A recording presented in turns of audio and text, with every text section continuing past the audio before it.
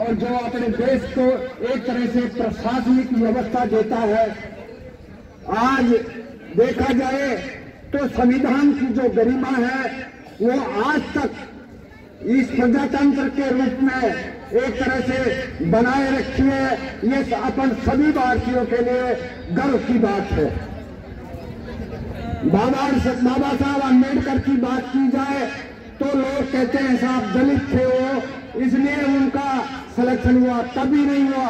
उन्होंने एक संघर्ष किया और संघर्ष करके इस मुकाम तक पहुंचे, ऐसी शिक्षा हासिल की और अपनी जो प्रतिभा थी उसको निखारा, जब ये जाकर के जिम्मेदारी मिली।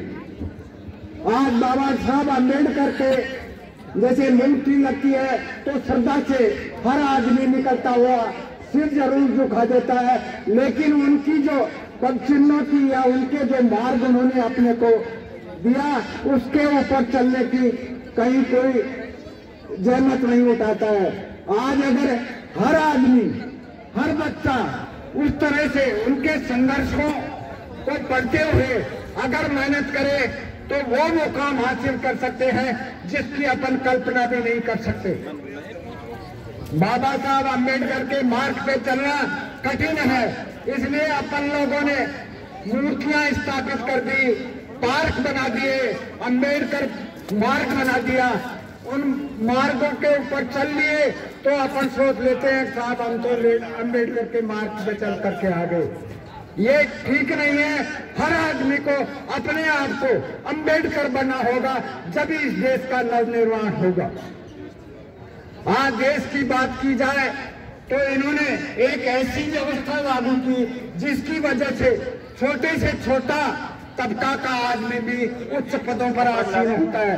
मुझे गर्व की बात है, गर्व महसूस होता है कि आज जो उनका सपना था कि जो भारत का जो सर्वोच्च पद होता है उस सर्वोच्च पद पर एक दलित महिला के रूप में अपनी राष्ट्रपति द्रौपदी मुर्मू के रूप में एक तरह से उस पद को सुशोभित कर रही हैं। और आप सभी ये जो मेरे सामने गुरुजन बैठे हैं, ये गुरुजन ये न सोचें हमें एक पढ़ाने की या वेतन के लिए हम काम कर रहे हैं। आपके ऊपर देश की सबसे बड़ी जो जिम्मेदारी होती है, चरित्र निर्माण की, वो जिम्मेदारी इन गुरुजनों के ऊपर है। अगर ये गुरुजन ये सोच लें कि मैं वेतन का काम कर रहा हूं तो देश का भविष्य आप नहीं निखार सकते। हर गुरुजन अपने आप को ये सोचे कि मैं एक दीपक हूं, और गुरुजन एक दीपक होता है जो खुद जलकर लाखों दीपक जला देता है, जो एक तरह से देश का भविष्य का निर्माण होता है।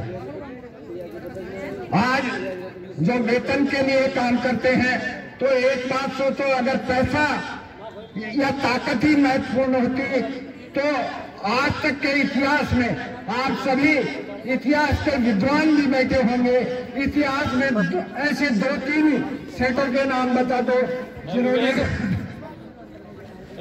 पैसा कमाया। तो पैसा और ताकत कुछ नहीं होती है, प्रभाव होता है।